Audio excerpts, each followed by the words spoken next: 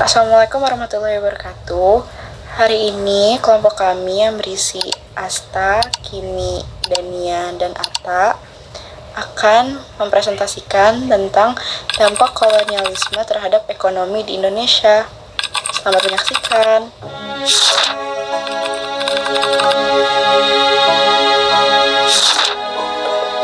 Kolonialisme adalah paham dan praktik suatu negara untuk menguasai, menjajah, dan mendominasi wilayah atau bangsa lain demi kepentingan negaranya sendiri. Seperti untuk memperluas wilayah, mengambil sumber daya alam, tenaga kerja, dan pasar.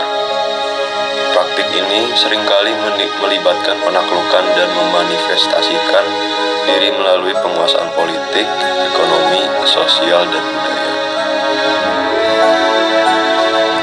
Kolonialisme di Indonesia dimulai pada abad ke-16 ditandai dengan kedatangannya bangsa Eropa seperti Portugis pada tahun 1511 dan Belanda pada tahun 1596.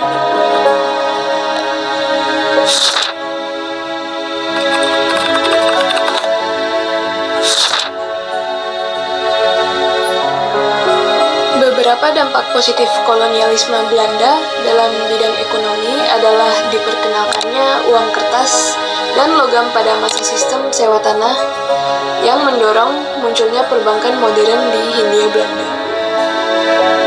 Salah satunya adalah De Javas Bank yang sekarang kami tahu sebagai Bank Indonesia, adalah bank modern di Hindia Belanda yang muncul pertama kali dan didirikan di Batavia pada tahun 1828. Selain itu, adalah bangkitnya perekonomian akibat pembangunan jalan anyar Pandarukan, seperti peningkatan perdagangan, pertumbuhan industri baru, dan kemajuan transportasi.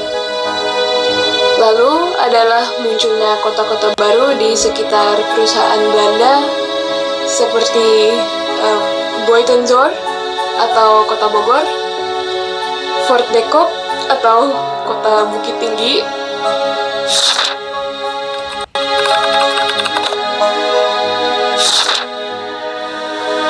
Dampak negatif kolonialisme Belanda di bidang ekonomi sebenarnya terasa langsung dalam kehidupan sehari-hari rakyat pada masa itu. Belanda menerapkan kebijakan yang dibuat untuk kesejahteraan penduduk, melainkan untuk mengisi kekayaan negeri mereka sendiri. Salah satu yang paling berat bagi rakyat adalah kultur stelsel. Ketika petani dipaksa menanam tanaman ekspor di tanah mereka sendiri. Sawah tempat mereka menanam padi untuk makan keluarga harus diganti dengan kopi, tebu, atau nila. Akibatnya, banyak orang kehilangan sumber pangan dan kelaparan pun jadi di berbagai daerah.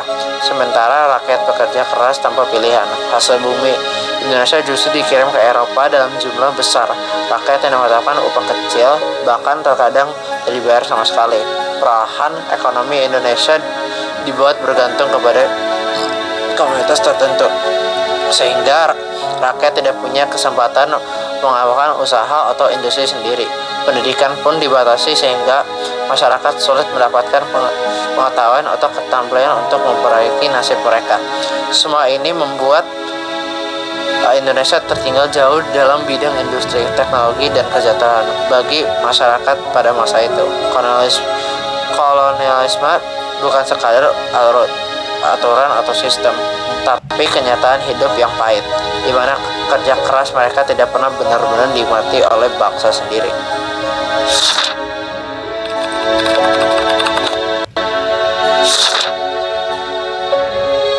Secara keseluruhan, kolonialisme Belanda meninggalkan jejak yang berat bagi perekonomian Indonesia. Meski ada beberapa peninggalan seperti jalan atau sistem administrasi, semua itu dulu dibangun untuk kepentingan penjajah, bukan untuk membantu rakyat yang hidup di tanah ini. Sementara kekayaan alam kita terus mengalir keluar, masyarakat justru harus bekerja tanpa pilihan, kehilangan tanah, dan hidup dalam tekanan ekonomi selama bertahun-tahun. Lebih dari sekedar merampas sumber daya, kolonialisme membuat rakyat tidak punya kesempatan untuk tumbuh. Industri sulit berkembang, ekonomi lokal lemah, dan ketimpangan yang terbentuk pada masa itu masih kita rasakan dampaknya sampai sekarang. Dan karena itu memahami sejarah sangat penting, bukan untuk terus mengingat luka, tapi untuk menyadari betapa berharganya kebebasan dan kemandirian yang kita punya hari ini. Sejarah mengingat kita bahwa masa depan ada di tangan kita, dan bahwa kita bertanggung jawab menjaga, merawat, dan membangun menjadi lebih baik daripada masa lalu. Itu dia penjelasan kami tentang dampak kolonialisme Belanda terhadap perekonomian di Indonesia. Terima kasih sudah mendengarkan.